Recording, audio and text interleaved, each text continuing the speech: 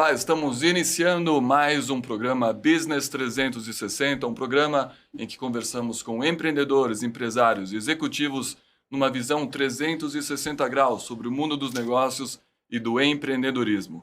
E conversamos também com todos aqueles que procuram fazer a diferença e nos inspiram por suas ideias, ações, projetos e trajetórias. O programa é apresentado por mim, Patrick Dorel. E hoje nós temos a satisfação de trazer aqui no programa Business 360 o ex-ministro do Meio Ambiente do Brasil, Ricardo Salles. Ricardo, grande satisfação tê-lo aqui no programa hoje. Seja muito bem-vindo.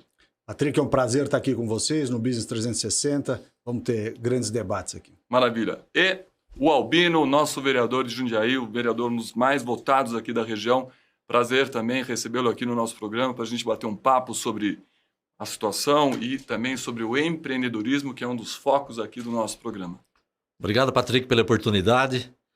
Sempre a TV Mais Brasil aqui, sempre nos ajudando e nos prestigiando, para poder levar uma palavra a todos os ouvintes aqui que assistem ao TV Mais Brasil. Maravilha, Albino. Obrigado.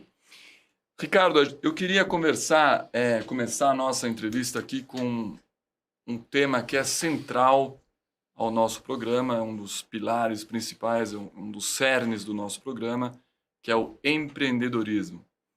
A gente sempre, quando traz os convidados aqui, a gente procura ouvir a opinião deles a respeito do empreendedorismo. A gente tem uma opinião particular que o empreendedorismo é uma das forças motrizes para a prosperidade de um país, de uma cidade, de um estado. Então, a primeira pergunta é meio clássica do programa. Qual é a sua opinião sobre esse tema empreendedorismo? Qual a sua visão sobre o empreendedorismo? E o que você, dentro da sua trajetória, vislumbra de ações, projetos, ideias para fortalecer o empreendedorismo, motivar e incentivar o empreendedorismo? Bom, esse é um tema de extrema importância, porque no Brasil nós temos um histórico de instabilidade econômica e, consequentemente, uma rotatividade de empregos muito alta. E o brasileiro surpreende sempre pela sua capacidade de empreender. Você vê pessoas que trabalharam anos em empresas, de repente se veem sem um emprego e vão empreender. Outros, e isso tem aumentado cada vez mais, têm desde cedo esse espírito empreendedor e já saem para a sua vida profissional direto para empreender. Mas o brasileiro, em geral, tem esse espírito, quer seja como escolha, quer seja como imposição, mas acaba indo muito bem. Agora, o ambiente brasileiro de negócios, ele não é favorável ao empreendedor. Nós temos um sistema tributário caótico, temos regras administrativas, um ambiente regulatório absolutamente asfixiante. Então, o empreendedor tem que vencer a cada dia não só as barreiras do seu próprio mercado, do seu negócio, dos seus concorrentes, né? Aprender a fazer conta, mas ele também tem que vencer as barreiras impostas pelos diversos governos municipais, estaduais, federal. Então, eu acho que o Brasil pode sim ser um país muito mais favorável ao empreendedor se nós soubermos identificar quais são as barreiras que atrapalham esse espírito e que precisam ser solucionadas ou pelo menos alteradas no médio e longo prazo. Eu vejo o seguinte, nós temos uma grande oportunidade para empreender no Brasil em todos os aspectos da chamada economia verde. Então, você tem um país que tem volume de sol, você tem, portanto, energia solar abundante, tem eólicas, tem biomassa de diversos setores, desde a cana-de-açúcar, a madeira, o cavaco, enfim. Você tem diversos produtos que têm a ver com a geração de energia limpa. Para além da geração de energia limpa, nós temos o etanol. Então, o Brasil já tem, né, todo nesse mundo em que se fala muito de energias limpas, de ESG, toda essa parte de economia verde, o Brasil tem uma vantagem competitiva natural. Natural, já está feito aqui, está dentro do nosso ambiente. Mas também tem, infelizmente, essas amarras todas. Exato. Você vê que até para fazer coisas de energia limpa no Brasil, o empreendedor sofre com a burocracia. Sim. Então, mas eu acho que esse é um horizonte muito interessante, de médio e longo prazo, toda a atividade econômica ligada ao empreendedorismo verde, toda essa parte ambientalmente sustentável, que gera recursos e que o mundo inteiro quer. O Brasil tem uma capacidade competitiva grande aí. O olhar do mundo para o Brasil é nesse sentido, né? A gente tem, como você falou, uma natureza que favorece o agrobusiness. A gente é líder em várias exportações de commodities. Isso é empreendedorismo também. Então, a gente tem uma vocação para o empreendedorismo agro, mas a gente também tem uma vocação, acho que até pela natureza do brasileiro, de sempre precisar se virar devido às dificuldades, que o que é o empreendedorismo? Superar obstáculos, né, Ricardo? Né, Albino? Então, eu acho que nós temos tudo que um país empreendedor tem, só precisamos tirar as amarras, as regulamentações excessivas, as dificuldades. Eu acho que uma das coisas interessantes é fomentar e estimular o empreendedor para que ele não tenha medo de empreender. Porque se a pessoa sabe que vai ter altíssimos riscos, que não dependem muitas vezes dele de quebrar ou de não dar certo, você não está ajudando muito o espírito empreendedor que talvez ele tenha dentro da natureza dele, né? Mais ou menos isso também, né? Exatamente.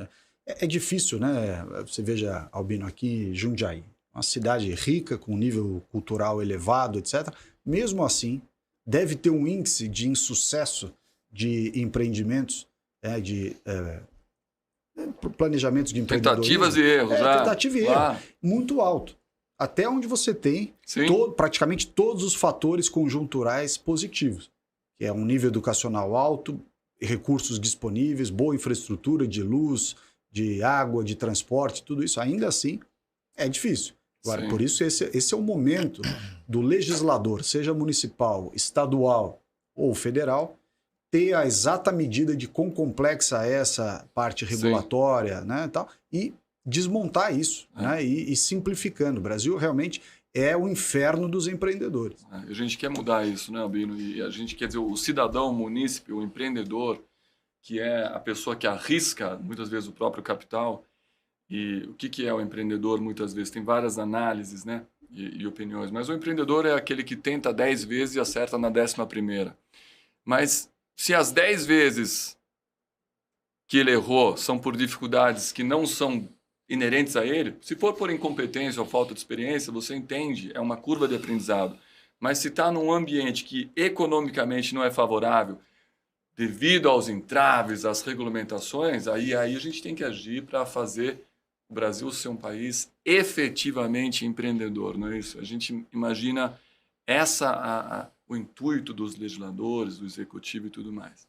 Legal, muito legal. Você quer adicionar alguma coisa nessa questão do empreendedorismo, Albino? Eu tenho um pensamento que a gente sempre tem que pensar no consumidor final, né? E o brasileiro, ele é empreendedor por natureza. Tem essa natureza. É a natureza do empreendedor. Quando você vê um funcionário, às vezes ele é dispensado de uma empresa, a primeira coisa que ele quer é montar uma empresa, montar o seu negócio, ele quer ser patrão. E aí, às vezes, falta um pouco de preparo, ele tem que sim fazer um curso, né, para aprender um pouco, mas o brasileiro, ele é empreendedor por natureza. Quando você vê uma mulher que ela faz bolo em casa, e hoje ela tem uma fábrica de bolo com várias lojas na cidade, você vê que o brasileiro, ele é empreendedor. Claro. E isso acontece muito. Mas você também vê os insucessos que aconteceu agora na época do Covid, onde o governo do estado acabou fechando muitos comércios, que aí teve um problema, porque ele não estava preparado, ele não tinha um lastro para aguentar ficar 4, 5 meses, 6 meses pagando aluguel, por exemplo, de um prédio que não é próprio, né? Antigamente, a dificuldade foi muito grande. Se você pegar na nossa época de jovem, quem que eram os empreendedores? Era aqueles conservadores. Ninguém abria um comércio para pagar aluguel. Geralmente ele tinha o prédio próprio, ele tinha aquele empório, ele tinha aquele supermercado, a loja. Era aquelas pessoas tradicionais. E isso mudou muito no Brasil hoje. Hoje todo mundo quer ser empreendedor. Tem o marketing digital, tem o empreendedor digital. Né? Tem tudo, o autônomo, né? Tem diversos tipos hoje, o visionário, tem aquele técnico. Então, tem que ter uma somatória de fatores aí para poder empreender. Maravilha. Queria partir para a segunda pergunta e, aproveitando a presença ilustre do ex-ministro, contar um pouquinho da sua trajetória. Quer dizer, você foi ministro de Estado, responsável por uma pasta de uma visibilidade enorme, nacional e internacional, né? Meio ambiente, o Brasil já é associado a meio ambiente por natureza. Mas como foi sua trajetória? Eu sei que você é advogado, é do Mackenzie, mas conta um pouquinho como você chegou lá até se tornar ministro de governo. Bom, Patrick, como você falou, eu sou advogado, né? Me formei no Mackenzie e sempre pratiquei, né? Atuei como advogado. Mesmo nos anos em que eu não estava no governo, eu continuei atuando como advogado. Claro que nos cargos do executivo há situações em que você tem que parar de advogar. Ministro é uma delas. Mas eu tive 2 caminhos paralelos, tenho até hoje. Um é na advocacia e um na política. Eu sou, como profissão, advogado, mas gosto muito de política. Então eu fui traçando, a partir de 2006, mais ou menos, esses 2 caminhos em paralelo. De um lado, escritório de advocacia, atuando no setor imobiliário, parte de direito econômico, enfim. E, por outro lado, nós fundamos, com um grupo de amigos, um grupo chamado Movimento em Direita Brasil, 2006, 16 anos atrás. E a partir desse Movimento em Direita Brasil, nós fomos nos engajando cada vez mais na política, a ponto de eu ser secretário particular do governador do estado nos anos de 2013 e 2014. Depois fui secretário de Meio Ambiente do estado 2016 e 2017. E depois, em janeiro de 2019, com o convite do presidente Bolsonaro, assumi o Ministério do Meio Ambiente e fiquei lá até o meio do ano passado. Então foi um aprendizado progressivo, né? E você é novo, você tem 47 anos. 47. Você começou como advogado cedo, lógico que você deve ter se formado com 23, 24 anos. 24. E aí você já começou a ter essas 2 vertentes e há 16 anos atrás já entrou assim forte na questão política e a partir daí foi o que você falou. A política é uma... Eu entendo que é uma realização para quem tem vocação. Sim. Né? É que nem ser médico, até a própria advocacia, mas magistratura, tudo isso. Há profissões que são eminentemente para vocacionados. Sim. Se você tem uma vocação para aquilo, você tem que ir, né? Muita gente tem vocação, a gente conhece, né, Albino? Gente que tem vocação para ir para a vida pública, mas tem muito receio. Tem sim, muito pela imagem que alguma política pode ter. Não é fácil, né? Política não é fácil. Mas aquilo vai te abrindo horizontes para você fazer coisas que você acredita, né? Eu me lembro de uma frase dita por um político para mim, dizendo, olha, depois que você participa de governo, a vida no setor privado é muito pequena.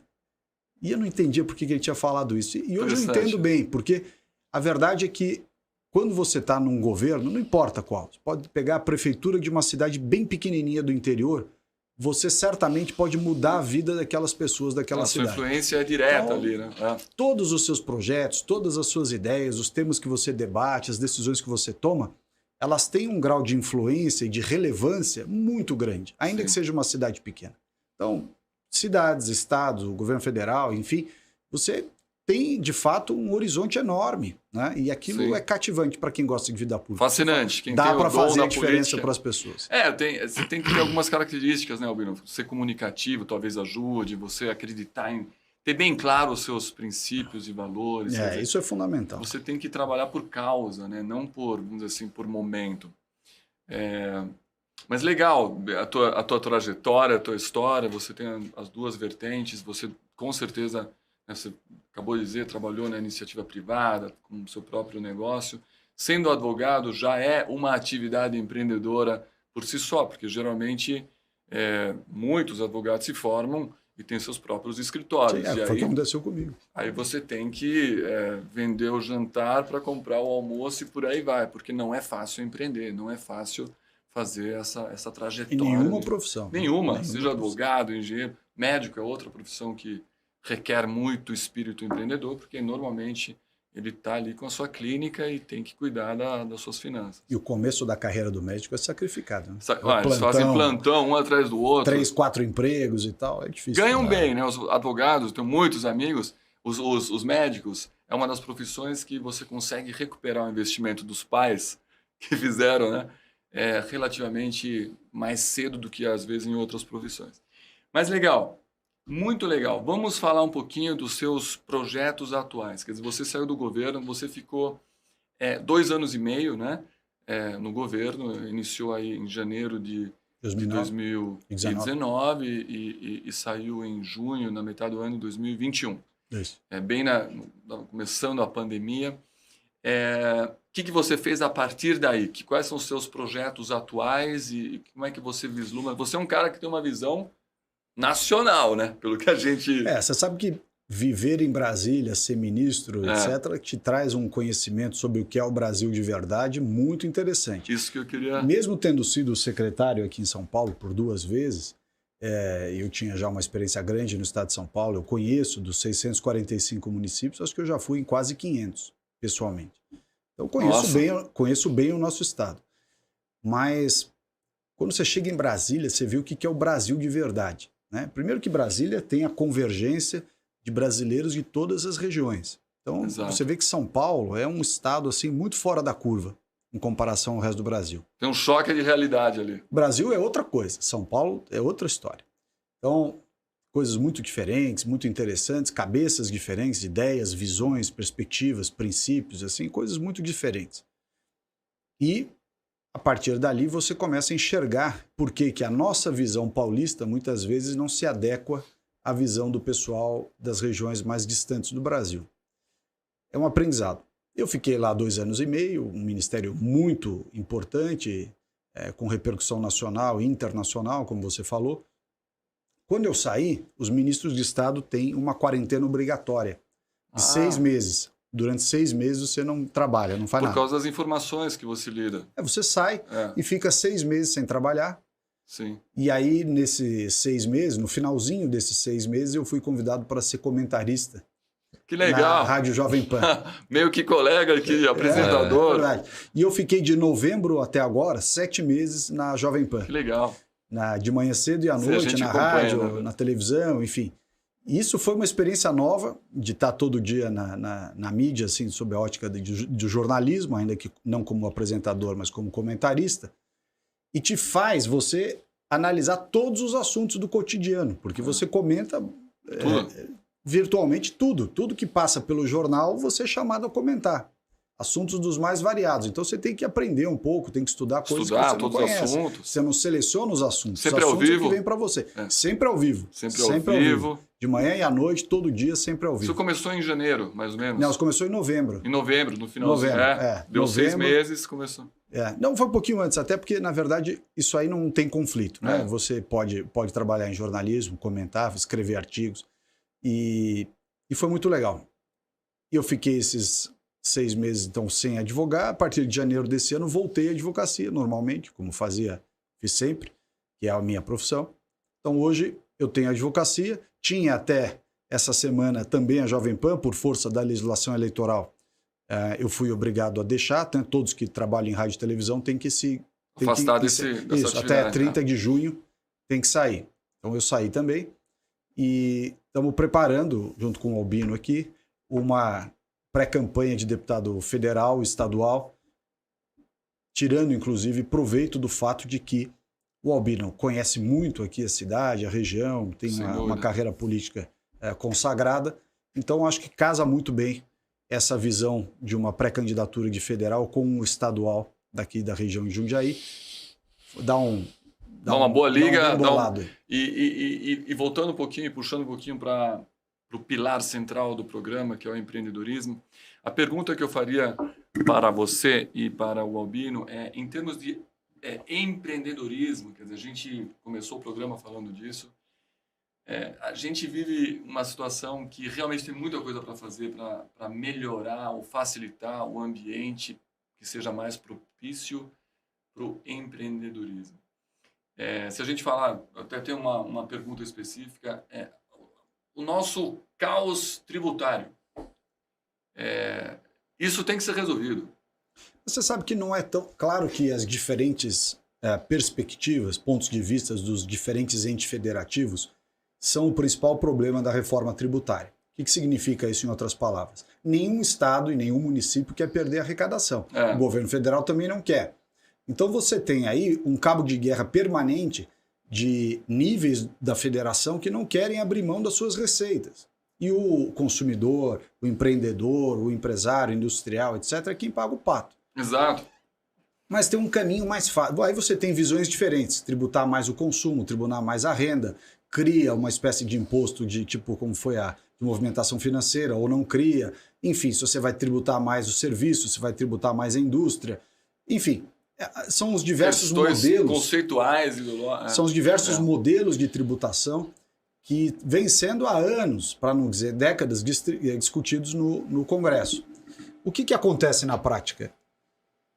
Há um caminho intermediário que você poderia melhorar, não vai resolver 100%, mas melhoraria 80% dos problemas de conflito tributário no Brasil, e isso ajudaria muito o empreendedorismo. O que é basicamente isso?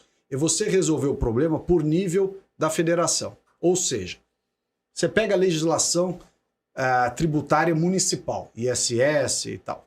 Você unifica a legislação, ou seja, todos os municípios do Brasil, todos, passam a ter a mesma legislação tributária municipal.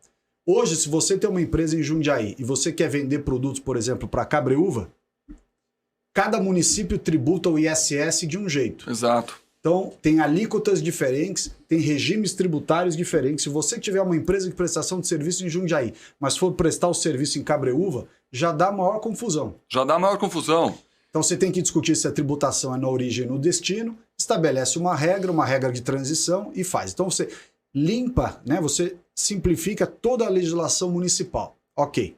Aí você vai para a segunda etapa, que é a mais complicada, que é você unificar os diferentes regimes tributários de ICMS dos estados. Exatamente. Que é a grande briga. Hoje você não tem um ICMS no Brasil. Você tem 27 regimes tributários só de ICMS. Cada estado e o Distrito Federal, cada estado tem o seu. Exato. Pro comerciante, pro industrial, para essa pessoa, é um inferno.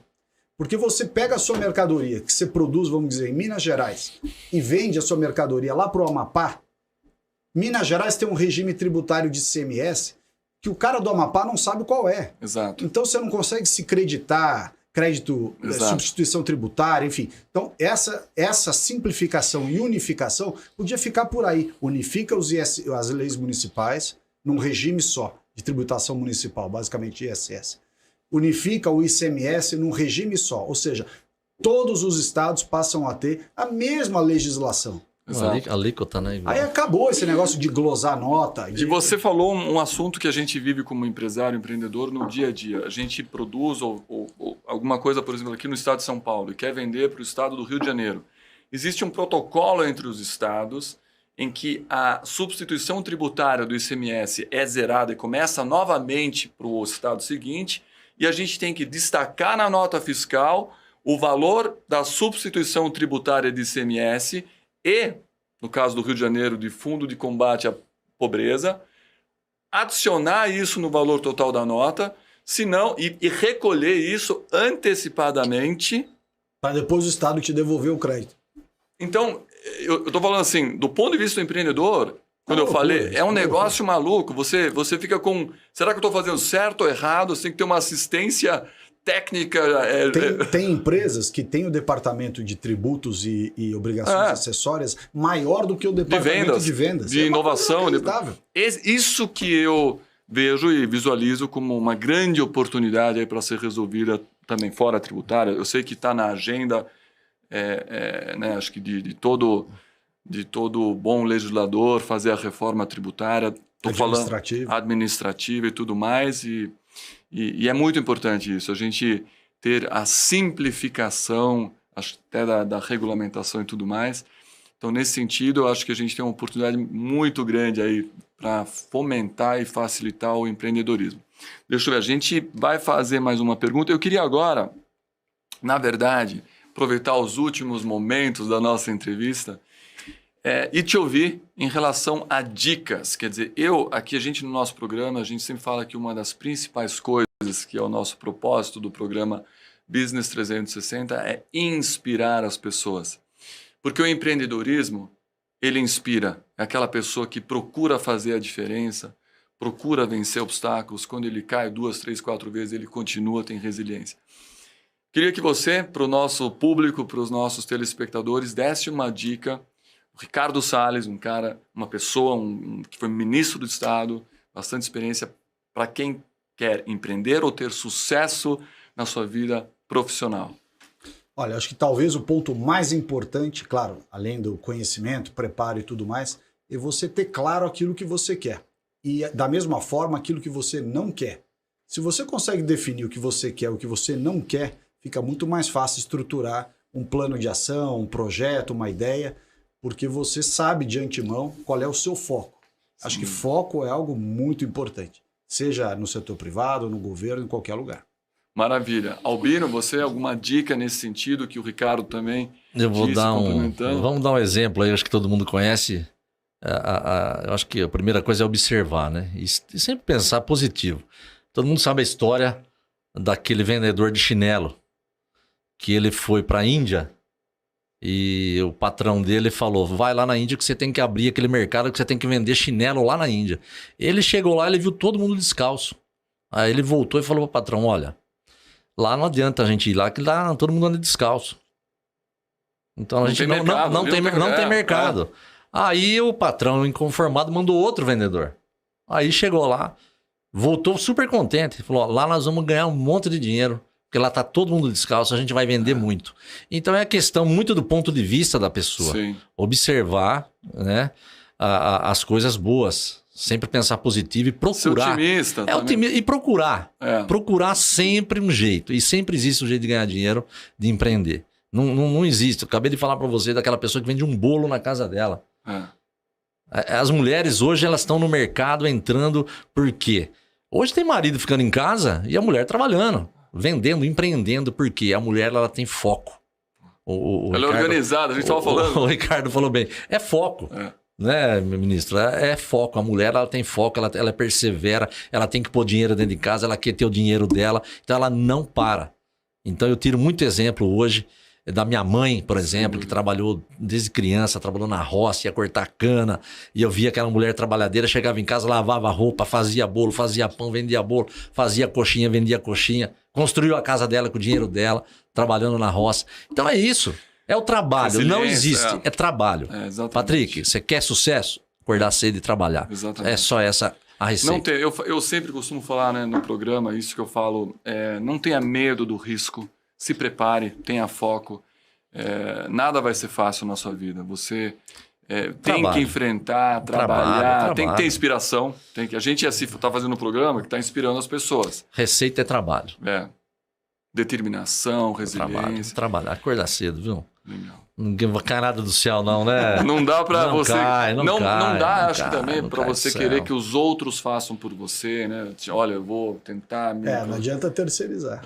Terceirizar, não dá. Só se você terceirizar também os méritos depois. Não, você tem que arriscar, você tem que fazer, você tem que contar com legisladores e executivos que não prejudiquem a sua iniciativa. E aí você tem que. O Estado não pode atrapalhar, né? Exato. O Estado ele não pode atrapalhar. Mas, Patrick, me perdoa só para fazer uma outra colocação. Hoje o que está faltando no mercado são mão de obra especializada. Verdade. Hoje a moçada nova não quer saber de profissões que estão se acabando. Hoje você pega um pedreiro, por exemplo. Você não acha. Você não acha um pedreiro. Você tem que ficar procurando com agulha no palheiro um pedreiro bom para sentar um metro de piso. Eu, como estou no chão da fábrica aqui, vocês falam de coisa grande, eu falo, eu que estou na rua aqui, vamos falar. Hoje você não acha um pedreiro bom para colocar 1 metro de porcelanato? É verdade. É 70, 80 reais. Se ele colocar, em casa, né? eu vi isso. Não é isso, Ricardo? E você fala para um rapaz novo que ele está procurando emprego, fala, viu, por que você não faz um curso para sentar a 1 metro? Quer fazer direito. Aí você fala para ele... Você fala pra ele fazer... Ele fica bravo com você. Ele falou, você tá me tirando? Eu falei, não tô te tirando. Você tá me pedindo emprego, eu tô te dando uma sugestão. Claro. Porque eu tô procurando um pedreiro pra colocar 1 metro de porcelanato, eu não acho.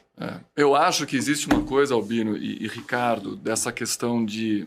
Às vezes eu vislumbro e vejo uma certa inversão de valores em alguns cenários aí. A pessoa... quer o resultado daquilo antes de trabalhar, né? Ela quer chegar no sucesso antes do... Ela quer o seu sucesso, ela quer o seu resultado, mas ela não quer percorrer o processo que você percorreu. Então, exatamente. Então, eu acho que o empreendedor raiz, ou o verdadeiro empreendedor, ele tem que saber que ele tem que trabalhar. É um processo. Ele tem o processo, ele tem É um que esperar. processo. Todo dia vai ser... Eu costumo falar assim, né? Muitos falam, nós temos que matar um leão por dia. Eu já falo, não, pera um pouquinho, você é o leão. Você tem que matar um monstro por dia. Então mude essa história aí. O leão é um bicho que tem coragem, que não faz nada. Exatamente. Você tem que matar 1, 2, 3 monstros. Você é o leão. Então ter essa visão. A gente está chegando mais... Eu sei que vocês têm uma agenda aí ainda a cumprir hoje. Imagino que vocês estão... Você visitou já 500 cidades, tem que visitar mais. Isso faz tempo. Anos e anos fazendo isso. Mas agradeço demais a sua presença, Ricardo, aqui no Eu nosso que agradeço, programa. É um prazer. Presença ilustre de um ministro de Estado, ex-ministro de Estado. Imagina a visão e a competência para chegar lá. Isso é inspirador, isso é uma coisa que eu falo muito para os nossos telespectadores, né? Os exemplos para chegar numa posição de destaque é necessário muito esforço, muito trabalho, acordar cedo, planejar. Então, agradeço mais uma vez. Albino, agradeço bastante a sua visita aqui no programa. Portas abertas, Ricardo, Albino, para a gente conversar um pouco mais, trocar mais algumas ideias. E é isso, eu gostaria realmente de agradecer e convidar vocês para uma próxima oportunidade. Obrigado, Patrick. O prazer estar aqui no BIS 360 com o Albino, nosso caro amigo aqui. Veremos mais vezes, com certeza. Maravilha, Obrigado. legal. Patrick, obrigado. Eu quero deixar mais uma frase aqui que você falou, né? Inspirando as pessoas Isso, para ver oportunidade em tudo. exato. Tudo tem oportunidade. Não vejo o copo meio vazio. Não. A oportunidade ela existe para em todos os negócios tem oportunidade. Perfeito. É acreditar mesmo, ter foco e muito trabalho. Maravilha. E para os nossos telespectadores, nesse momento, com essas palavras inspiradoras, que eu sempre costumo reforçar a nossa questão aqui no programa Business 360 de inspirar as pessoas, eu me despeço dessa edição do programa Business 360, uma edição especial. Desejo a todos vocês que continuem se motivando, tendo resiliência, se inspirando, acreditando nos seus sonhos e fazendo acontecer. Não tem nada fácil, mas o empreendedorismo é uma maneira maravilhosa de você contribuir não só para o seu próprio crescimento, mas pelo crescimento da cidade, do estado e do país. Fiquem todos muito bem. Até a próxima edição do programa Business 360. Um grande abraço.